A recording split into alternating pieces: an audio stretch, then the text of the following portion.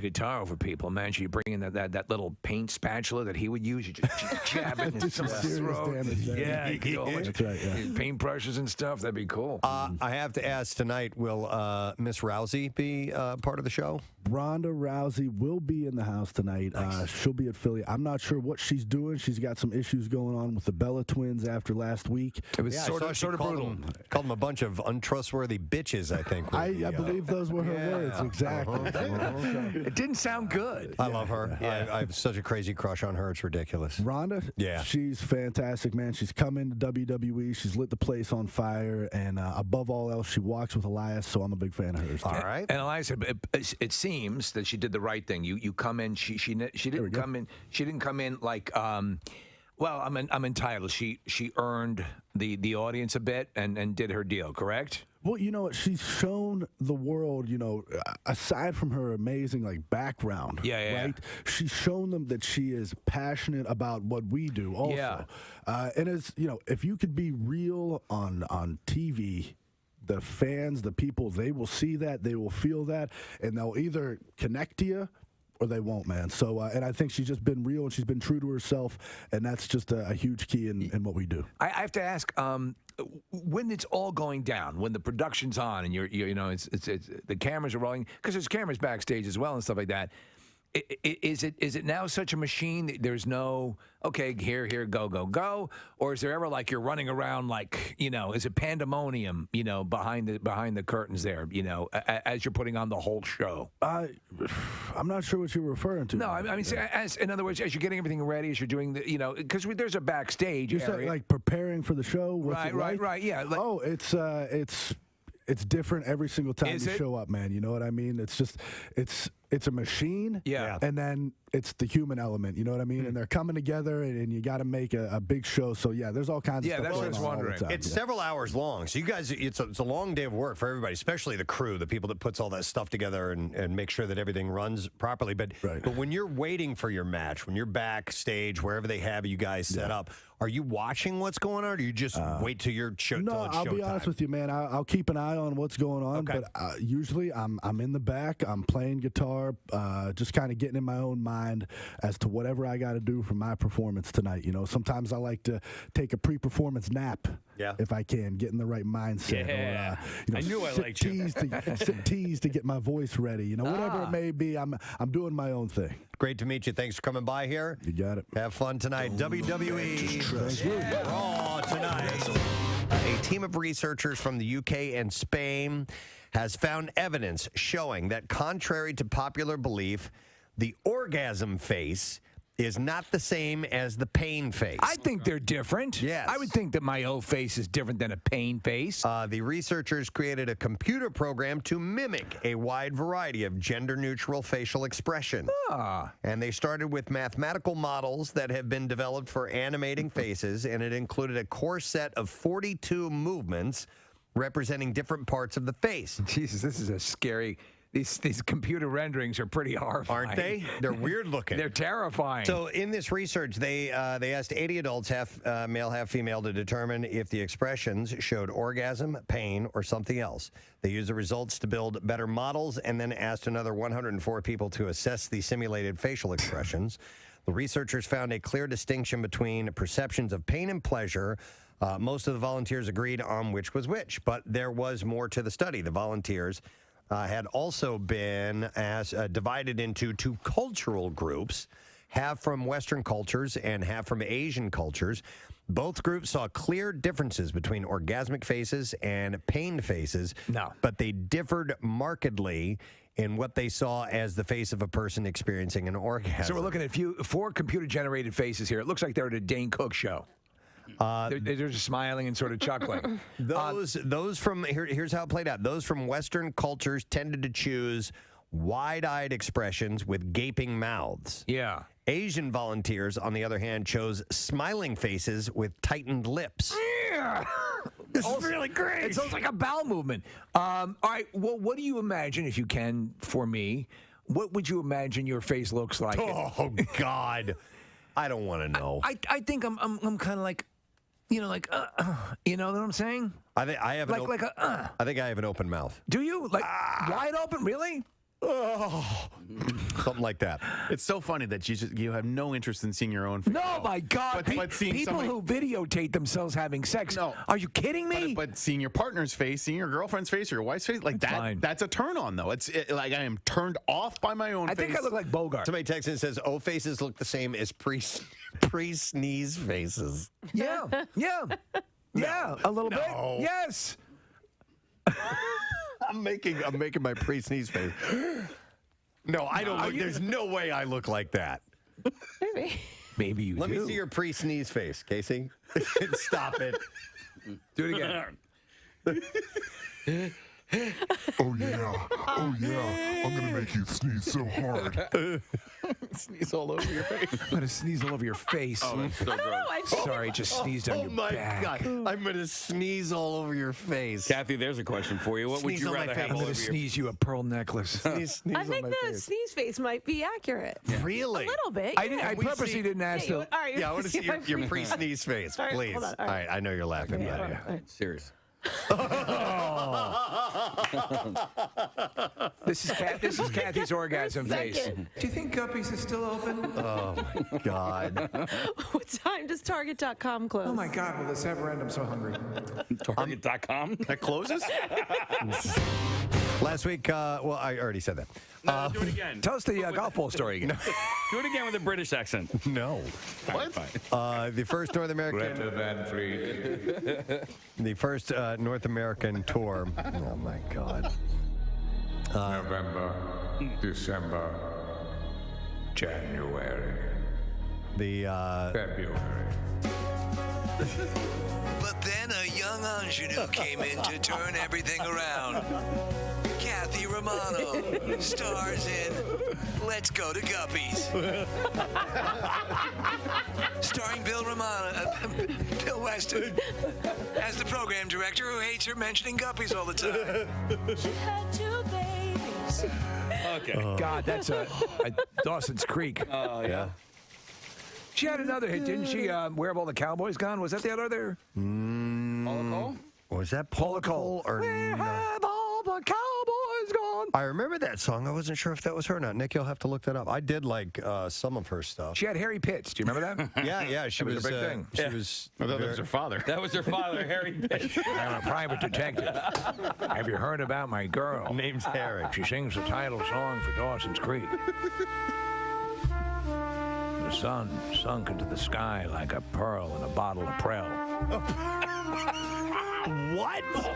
You remember that commercial? No. So random. Nick Stevens has singles or releases or music video. Where have all the Cowboys gone? Yeah. Yeah, Paula Cole. What am I looking up now? It was the kind of Yeah, yell if she- you'd if see she- on an office window where people smoked a lot. I didn't see the title at the top. I Oh, just yeah. thought that was the Paula Cole page. So yes, Steve, Right. she did indeed do. Thank you. Where have all the cowboys gone? I'm out. You're out. Aw. It's Friday, late Friday. It is. It was late Friday. It was late Friday. I hate all over as if I just won a marathon. Kathy came into the office. Told me she'd made reservations at Guppy. Bill came in, prattling on something about third leg of the stool. Can't take it, man. Oh. This is his directorial debut for the film Wildlife. Please welcome back to our studio after 6 years, Mr. Paul Dano.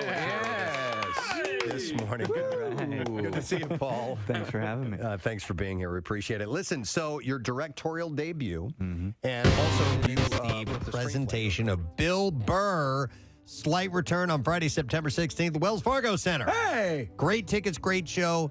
Answer this question. What's Paul McCartney's favorite chocolate? 215-263-WMMR. I guess they have a factory in Liverpool or something like that. Yeah, they found it. They found it. Yeah. What's Paul McCartney's favorite chocolate bar, whatever you want to call it? 263 WMMR. Let's see if you're listening. Call now. Trash business is a gold mine. 93.3 WMMR with Preston and Steve's Hollywood Trash. Brought to you this morning by Dry Tech Waterproofing Solutions. You can protect your home from water damage, cracks in your foundation, and mold with Dry Tech Waterproofing Solutions. Preston and Steve listeners, you get 15% off when you mention our show. So go to drytechcorp.com. What is going on this morning, Steve? Well, Britney Spears' new husband, Sam Asghari, appearing on GMA to promote his role in the new action movie Hot Seat, starring Mel Gibson. Asghari says people think the only reason he got the role was because of Britney, but that's only because they are very perceptive. Oh, yeah. Oh, my God. Jason Momoa's Apple TV Plus show C is coming to an end after its third season. Momoa says people who have seen C say C seems like Saw, but he doesn't see it. And finally, Grey's Anatomy fans are reportedly eager for season 19 of the long-running medical drama. ABC says the final season promises to take the series in a whole new direction by incorporating entertainment. Wow. And that's your Hollywood Trash. All right, we're looking for the answer to the question, what's Paul McCartney's favorite chocolate? And we will go to Andrew to test him of his knowledge of today's program. Andrew, good morning. Good morning, guys. You guys absolutely rock. Oh, love you, Andrew. Everything you did during the blood drive. Me and my wife went, and she was real scared, but I talked her into it. Oh, that's fantastic. Well, she's one of 959 units of blood we got that day, so thank you, Andrew. Well, you can get more if you give me the answer. What's Paul McCartney's favorite type of chocolate? I believe it was Toblerone. Toblerone. Yep, you got it, Andrew. Hang on. You, sir, are now going to see a show that we have the Presents honor on, and it is Bill Burr. Slight return on Friday, September 16th, Wells Fargo Center. Tickets are on sale now at wellsfargocenterphilly.com. Let's get to music news. Now, Preston and Steve's Music News on 93.3 WMMR.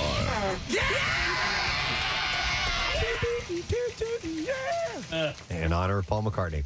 So, Tommy Lee performed his first full show of Motley Crue Stadium Tour on Tuesday night. Wingy. Yes, he was previously splitting duties with Tommy Clufetos, who is another Tommy, by the way. Yep. Tommy want wingy. As previously It reported. seems that both Tommies want wingies. Tommy want wingy. What would the Tommies like? Tommy want wingy. I think they're both agreed, wingies. Lee recently broke his 4 ribs. It was Tommy who broke it. Tommy want ribs. Want wingy. They seem very peckish. During the band's performance at the Bank of America Stadium in Charlotte, Lee performed without any mention of an injury.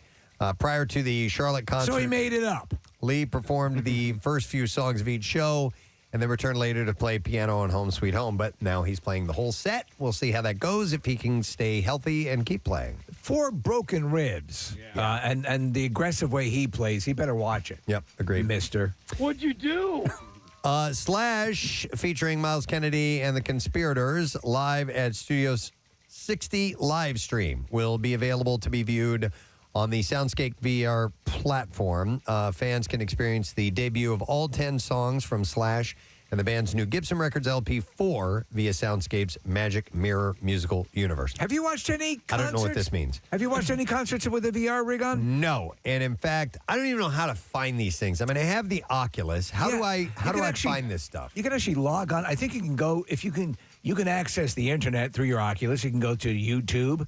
And you can go, I assume it's streaming on YouTube, right? Or whatever it says there. There's probably an address that you can log in. You can actually browse on your Oculus. Not dabbled with that yet, of looking into internet stuff with the... Okay, I'll try it out.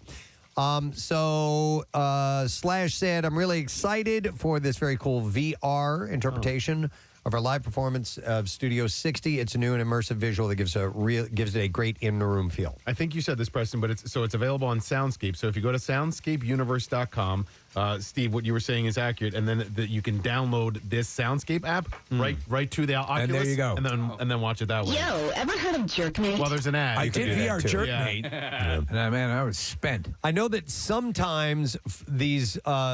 some concert footage will be taken with special cameras that will put you right on the stage. Right. And So I've seen a little. You can find footage of like active concert footage if you go into YouTube in the Oculus or on PlayStation VR. All right, Alanis Morissette paid homage to her former bandmate Taylor Hawkins on Tuesday night during a performance at the O2 Arena in London. Hawkins was Morissette's drummer for her Jagged Little Pill tour in 1995 and played with her live band until 1997 when he joined the Foo Fighters.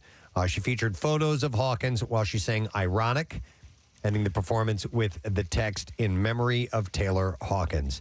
The Foo Fighters are also planning 2 upcoming tribute concerts to Hawkins in September, where Morissette is also scheduled to perform. You have sort of embryonic plans. Any shot you're going to get out to one of these? Maybe. We have not had the sit down, figure it all out, nuts and bolts conversation yet, but it's still on the table. All right. I'll let you guys know what's going on. Yeah. A new, more comprehensive book on Jimi Hendrix will arrive in the U.S. on November 15th. Titled Jimmy, this biography will serve as the ultimate tribute to the greatest guitar player in rock and roll history. Jimmy will significantly expand on previous books and is described by his sister Janie Hendrix as a comprehensive visual celebration.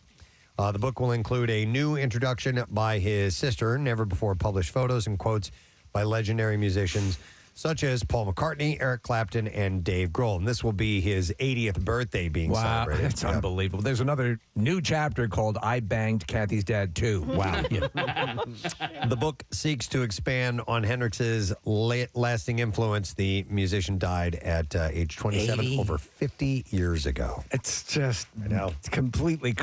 It's hard to process that. Yeah. How about this?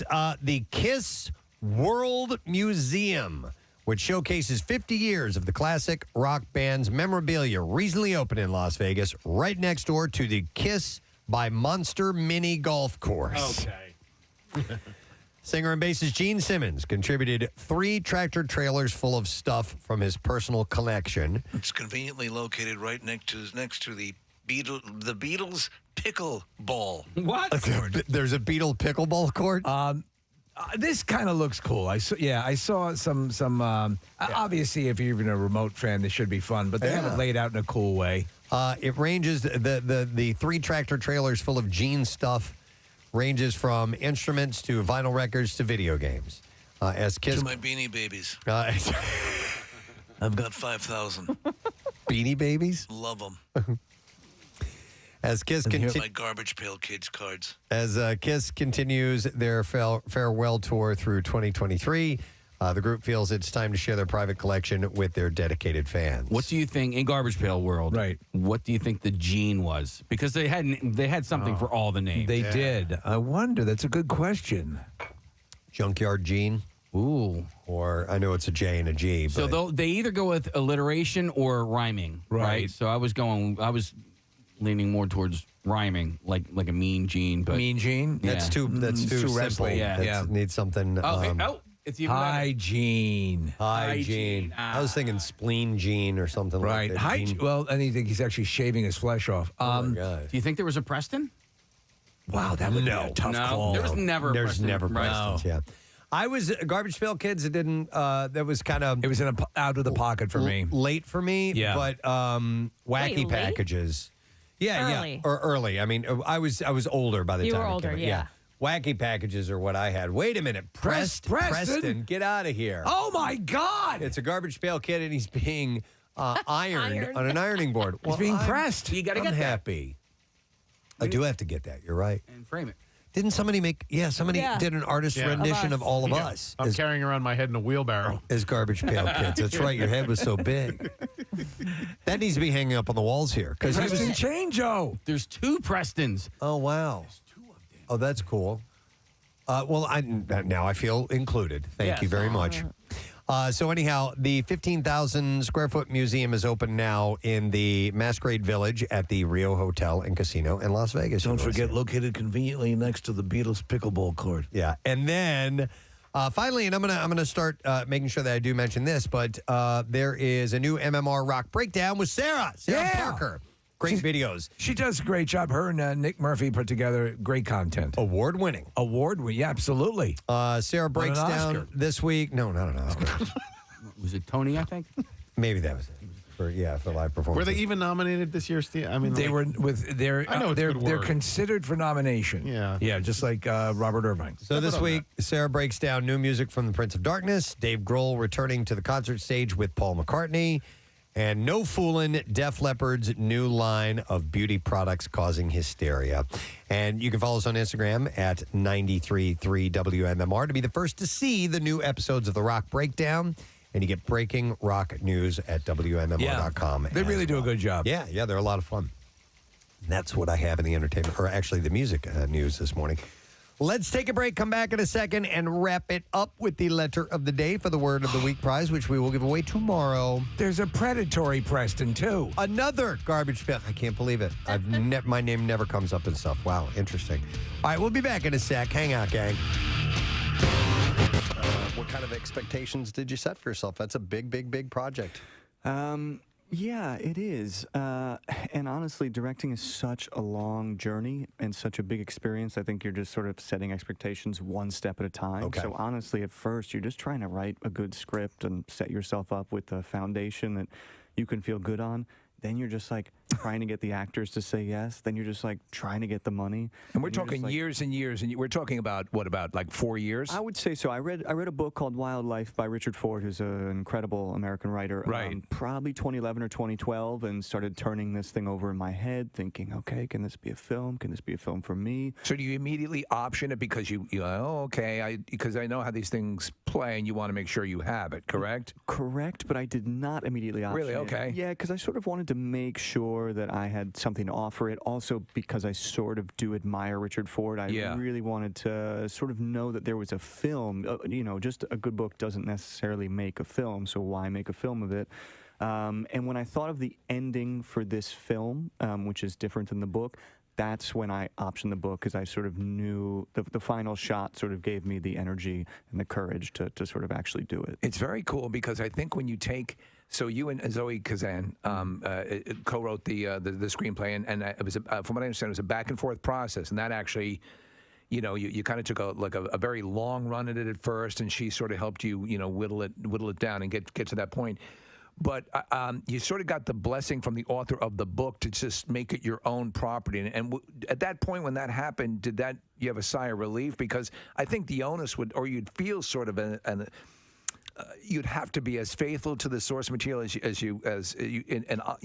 out of respect. But when he sort of cuts you loose, was that a breath of relief? Yeah. Yeah, for sure. I mean, not only because I like his work, but he basically said that my book is my book and your picture is your picture. Oh, that's you great. need to establish your own values, and that sort of immediately gives you permission to sort of follow now what the film is. And you have to. He had the great bit of wisdom that you can't just sort of translate a book and, make it into a film. And my partner and I, Zoe, this sort of story there is that I wrote a first draft. I secretly thought it was pretty good. And then I gave it to her, and she quickly dissuaded me. Wow. As friends do. As good friends do. Yeah, this is not as good as you think it is. Did Richard Ford, the author, did he ever visit the set during filming, or did he stay away from all that? No, he stayed away. I mean, we kept in touch via email. He writes the most beautiful emails. And we've been in touch. We just did a talk at Lincoln Center the last week in New York.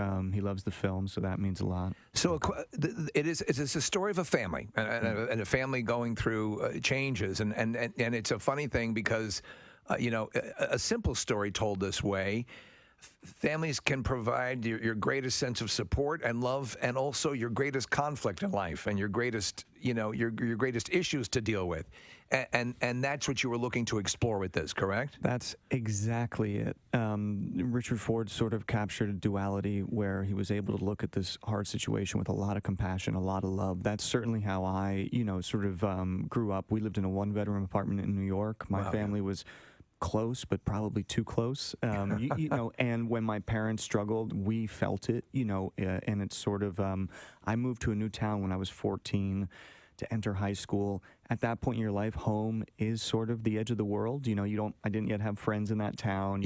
And so that is sort of what the film is trying to express. It's really about a kid seeing his parents change, their marriage change, and sort of just being like thrust suddenly into adulthood. It's got to be wild. You mentioned your partnership with Zoe Kazan, and she was here with you when you came in July of 2012 for Ruby Sparks.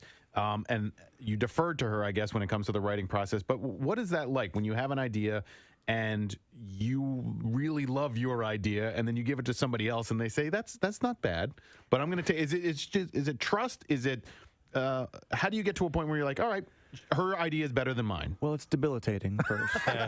You're crippled. What do you mean? No, so in this case, it wasn't that somebody's idea is better. It was like, okay, this was my first time writing. Yeah. Zoe is a proper writer. She's written plays that have gone up in New York. She's written screenplays that have been produced. She saw what I was trying to do, but was like, I can, and also, frankly, we just couldn't get through a note session because we live together, and you have to sort of protect the relationship from a certain amount of conflict. So I think she was like, why don't I just do a pass, because I think it's healthier for us than if we just fight through these notes. Okay. Yeah.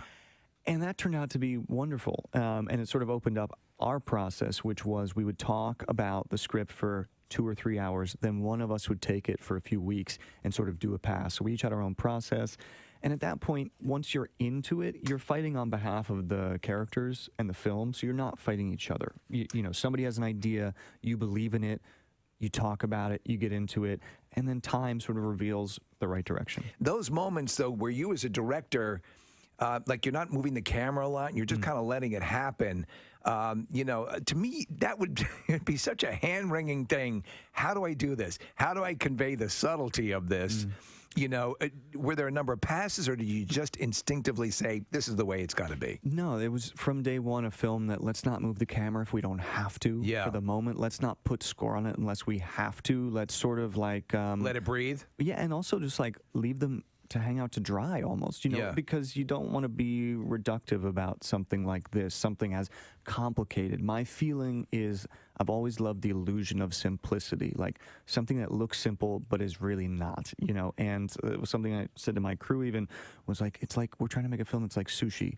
Like it looks simple. Quiet moments. It's not. Yeah. It's actually beautiful, and it's hard to make. And Right. I like and that. you can kill people if you don't make it properly. So there you go. Okay. I like the analogy. I love Mumford & Sons. They're like one of my favorite bands. Carey Mulligan is married to Marcus Mumford. Yeah. Did Marcus show up at all? Oh, sure. Did he? Yeah, we hung. Yeah, You made his day. Yeah, we would go hit some golf balls, hang out. We were in Oklahoma. We were sort of in, I don't want to say the middle of nowhere, but... You were in the middle of nowhere. We were in the middle of nowhere. Bum F, as they call it. And, but that's also one of the beauties about making a film on location is this feeling of like summer camp. So, Carrie and I have known each other forever. Jake and I have known each other, known Marcus forever.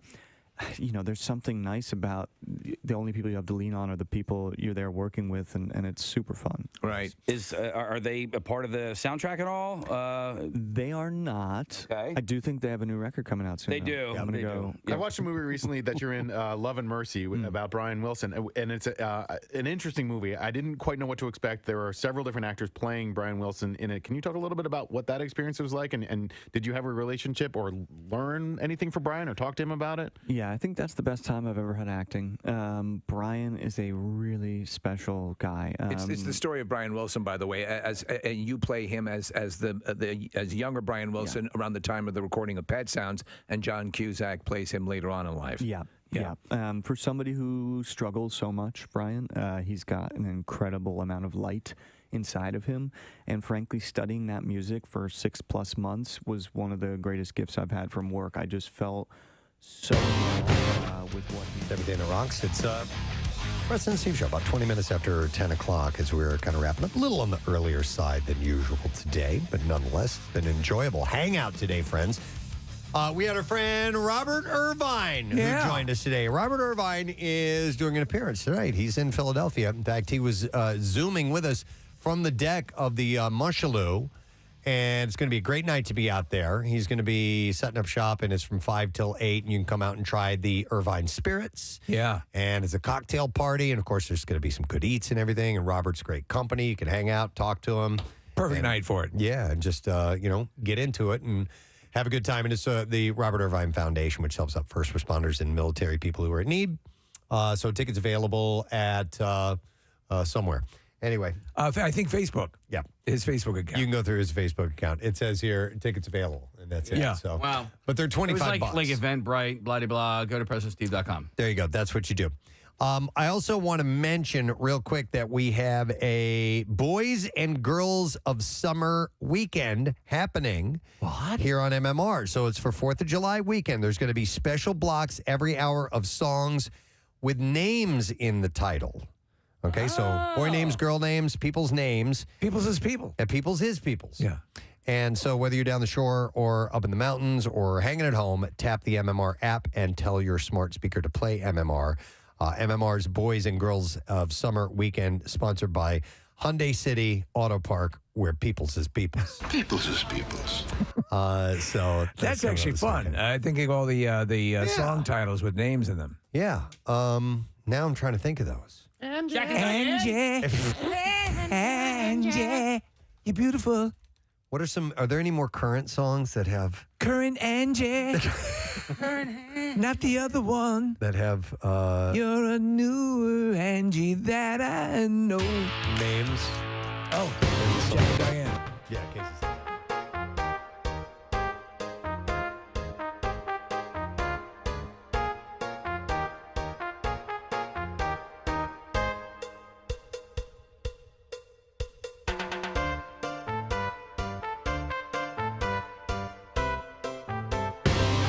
Our website, Allison by Elvis Costello, Whole Lotta Rosie. Pork chop sandwiches. Pork chop sandwiches. Who's named Pork Chop? Hyundai City Park. Are there any Kathys mentioned in songs, Kathy? Kathy. Oh my God. There's not a lot of Kathys in songs or movies or anything. Like, I guess it's just the name is dated. What is this? Celia.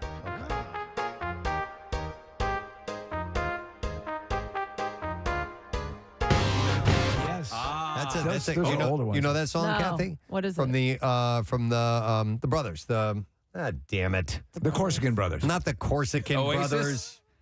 Black Rose. No. Kinks. No, the Everly No, brothers. they're the Everly brothers. Thank you. The Everly name Brothers. Brothers is in the name. Oh, I didn't know that. How about Caroline? Yes, that's what I was just thinking of. Sweet Caroline. No, she hates this song. Oh, she does? Yeah. Yeah, it's what? too What? cliche. It's too cliche. It's overplayed, it? right, Caroline? What do you think? Get on the mic. There you go. Only when I'm with my friends because they yell it to me.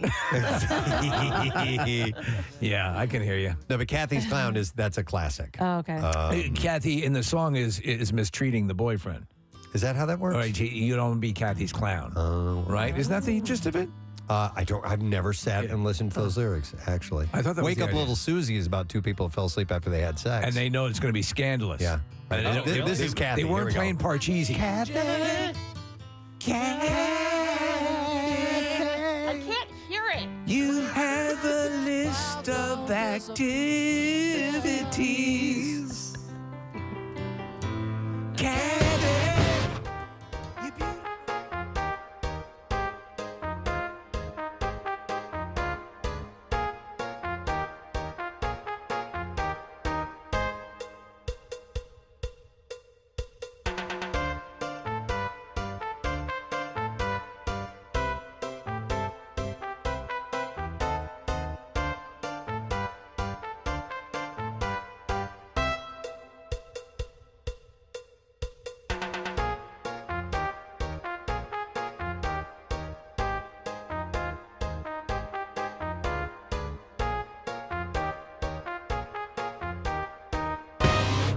Joanna by Cool and the Gang. It's That's a fun song. It is. How's that go? Joanne. It's very love you. It's very orchestral. It's not Oh, wait like a minute. 70s No, era. that's Diana. No. It's Joanna by Cool and the Gang. And Toto.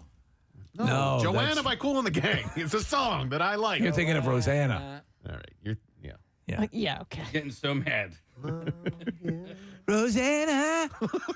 Rosanna. So here's a somewhat current one, Steve. Hey There, Delilah. That by the White Tees, right? Yeah, plain white tees. Yeah. Oh, I love that. Hey there, Delilah. It's London, New York City. And Joe's so pretty. Diana. Diana. Oh, Delilah. Delilah. Oh, Rhiannon.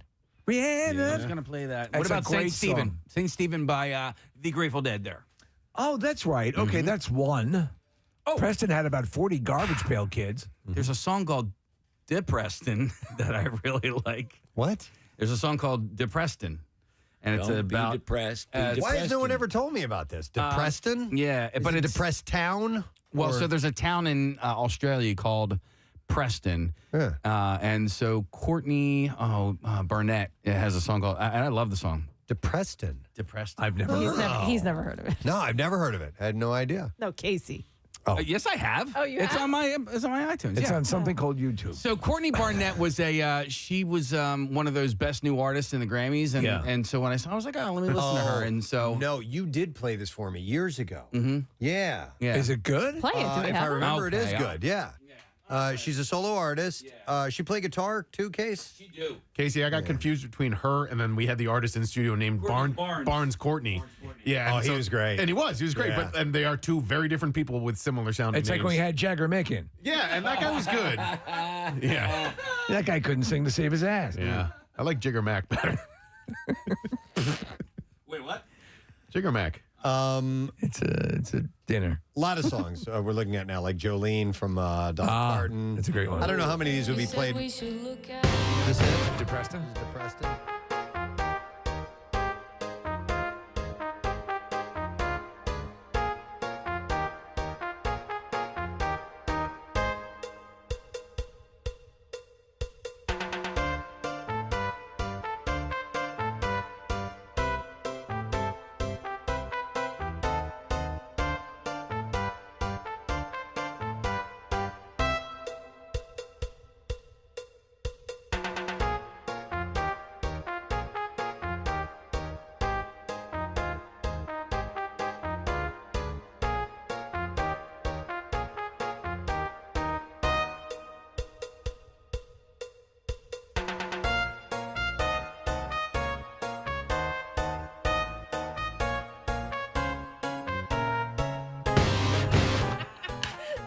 We're gonna go to Sydney. Yeah, that's not going to happen. Yeah. I'm sure there are towns called Pierre. There's got to be. The capital of South Dakota. But they pronounce it Pierre. Those bastards. Right, you aware of that? Yes. I had a friend who lived in Dakota, in the Dakotas, and he said if anybody ever called it Pierre, you're like, they're from out of town. Yeah, as well they should be. No one should go to that town. That's nonsense that they would pronounce it that way. But it's like They're just being contrarians. No. It's just a southern draw. Instead of Pierre, it's Pierre. Oh, I got Pierre. you. Pierre. Anyway, how you doing, man? Fine, thank you. Wonderful. Good to see you. Good to see you, kids. I bring good news. Oh, I love good news. Yes. You guys, once again, have won the Best of Mainline radio morning show. Steve Show. The best of, is that the issue you're you on the cover? Of that? Oh, is Fate Oh, my gosh. And it's a wonderful piece on you. I have a story to tell you about nice little that piece. Mainline today, we've won that thing for like 25 years straight. And after we did like the 10th year, I was speaking to the editor there. It was Bill Bean's sister. Tara at the Bean. time. Wonderful. Tara Bean. And I go, hey, we've won this so many times in a row. I'm like, why don't you put us on the cover? Her response was, laughed at me. Yeah. I was like, oh, okay. But now the Pierre Robert has been, he's broken down the barrier. That glass ceiling.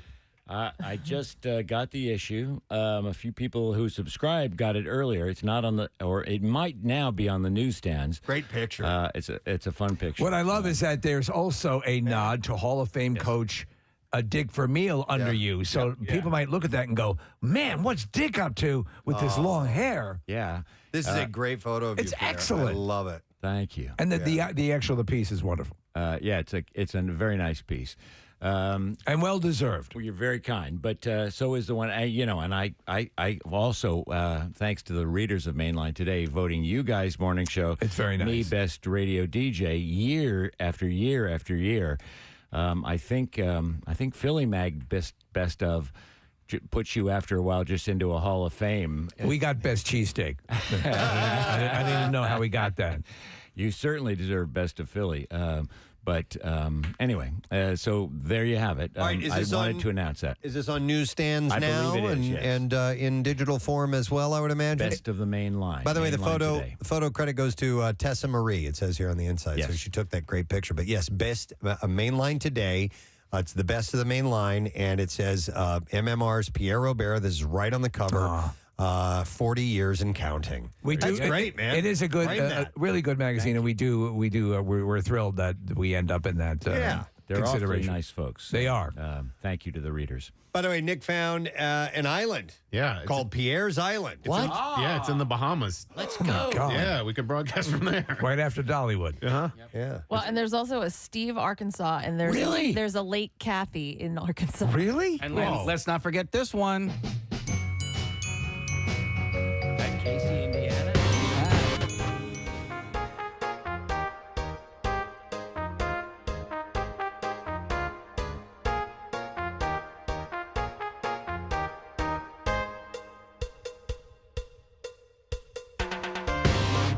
Letter of the day, maybe? All right, here we go. Preston and Steve on 93.3 WMMR. Now, the Daily Letter. We were done with that. This has such a Friday vibe, this show. The Preston and Steve Show is brought to you today by the letter S as in Santa. All right, Santa, that's perfect. Santa's got to go. And we are going to give away a father-daughter road trip to the shore. By the way, it's a package that includes a $600 Airbnb gift card, a $100 Wawa gift card for gas, and a $50 Acme gift card for snacks. And it's from Don't Make Me Go, starring Snacks. Starring John Cho as a single father who takes an unforgettable cross-country road trip with his reluctant teenage daughter. They discover new levels of their love and the unexpected twists and turns that life has in store. It's available on Amazon Prime Video on Friday, July 15th, rated R. We'll give away that prize on the program tomorrow. Speaking of programs, what's up today, Pierre? We've got workforce blocks of Nirvana and the Hooters. We're going to get some American songs or songs that reference the USA, 4th of July coming up and all of that. And all sorts of other fun things. Oh, and more Dead and Company tickets to give away on the program today. Wonderful. All right, let me thank our sponsors. Preston and Steve Show is brought to you today by Acme Markets.